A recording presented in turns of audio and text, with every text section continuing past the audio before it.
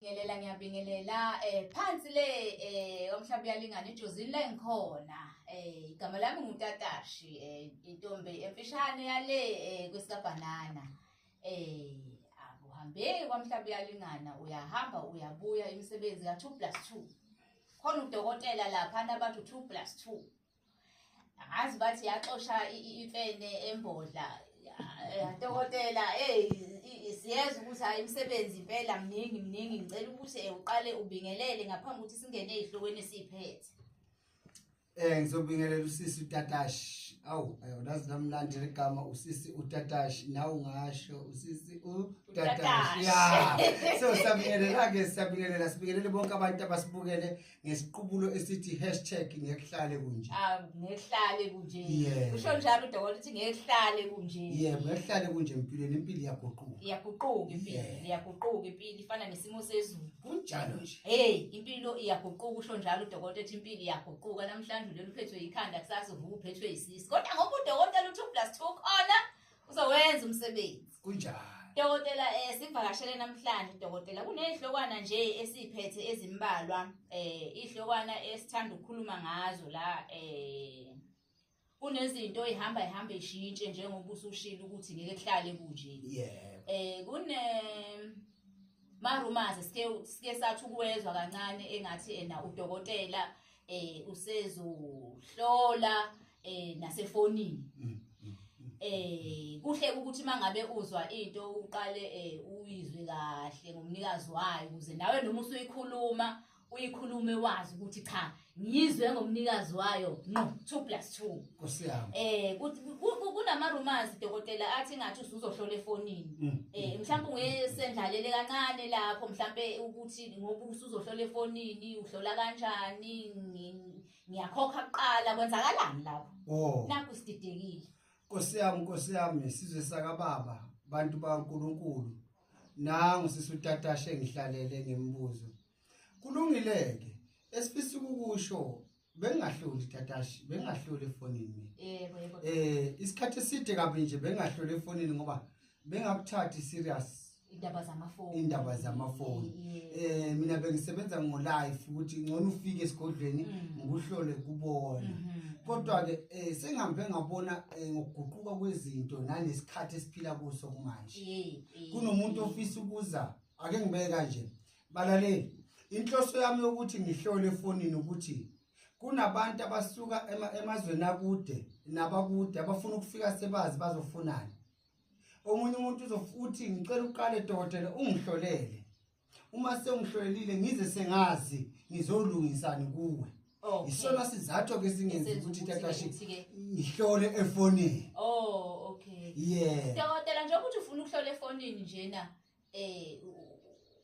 right uyazethemba ukuthi cha nalomuntu engizobe ngimhlolele efonini uzoneliseka kakhulu ngoba kukhona isipoke engizobe ngisiphethe spoke yebo ngizoba ngihlola ngespoke phela funa ngikuveze lokho angithi into engayijwayelele ukuhlola efonini ngoba ngiphethe ispoke lespoke ngizosivula nje njengoba ubona nayo ijuice yami kuthi lespoke bese ngikhuluma naso kanje bese ngikwazi ukutshela lo muntu engisuke ngiconnecte naye efonini ukuthi ke hayi uhamba kanje kunjalo ngizomtshela nje kusukela obhozweni aze awuphuma ngale ngiyacabanga ukuthi ababukeli nabalaleli bayamuzwa udokotela ukuthi usezoqala ehlole efonini shuthi sesivulelekile kodwa ke khona okusalayo kodokotela ukuthi uma ngabe uzongihlolela efonini awusichazele lapha singabalaleli nababukeli ukuthi ke uma uqala ufona uthi uyohlola ungihlolela efonini ngiyakufonela ngicela ungihlolele efonini iziphi ikhathi ezibalekile okufanele ngifone ngazo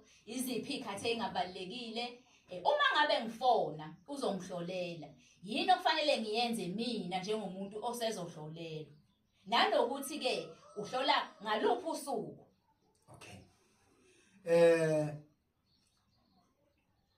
usuku engizohlola ngalo bakithi ngithathe lapha ilanga ngesonto nje angisasebenzi sidalo ngesonto angisebenzi nje sidalo ngoba ngihlola abantu kuphela uma ngifika nje thupha udokotela lana ngithi nje nakho ngiyafa ngesonto nje hayi inkinga yami ngizobe ngisesontweni ngeke ngijole okay ngizobe ngisesontweni yingakho ngithi ngiyahlola ekseni ngesonto.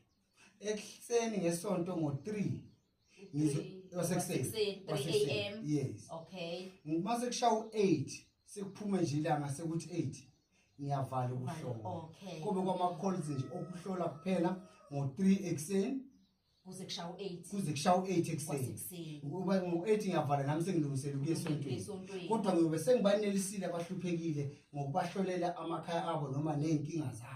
All right. Yeah. Lapha na ke dokotela uma ngabe ngizohlolelwa efonini awuphinde futhi uthi ukunginika isithombe ngoba nami ngenzela ukuba ninika isithombe ngapha la engiphuma ngakhona ukuthi ngenze appointment ngiyakufonela ngicela ungihlolela kusasa noma ngenze njani nala ikhokheni mhlambe uyangihlolela ngingakhokhile uma sengihlolile hayi sengiyobuye ngikhokhele phela ngoba udokotela ngazi. Cha Nkosi yami. Abantu uma befuna ukuhlolwa ngesonto kusukela ngo3 to 8. Yeah.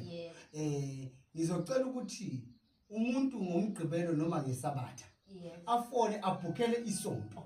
Ukuthi dokotela ngicela ungena nawe ngihlole ngesonto. Ebhukenini ngesabatha. Angithi Saturday. Angithi enkathi ebhuke Saturday sengiyazi mina ukuthi okay lo muntu siyakhuluma siyaqeda lokho. Mase singena ngo3 sesingena ngokuthi mina ngiyamhlola. Angithi ngiyamregister ngifake ebhukwini sengiyamhlola uzobe seyikhokhile phela le mali yalabafana labo. Esibokile leza singafihli vele ngoba isiphethe. Ngizovuka nje impela ngo3 ngihlale nasesigodlweni ngithi ngiyahlola manje. Ukuze isibongo singacasuki kumele siyenze yonke lento ngesabatha. Sengena nawe nje kuhloleni sengiyazi. Futhi kuzocacana lapho ilist ngithatha ngakho ngikutshele ngibe ngazi ngithatha list engaka. Ngithatha list ngikhabe lo 8. Ngiyakuzwa.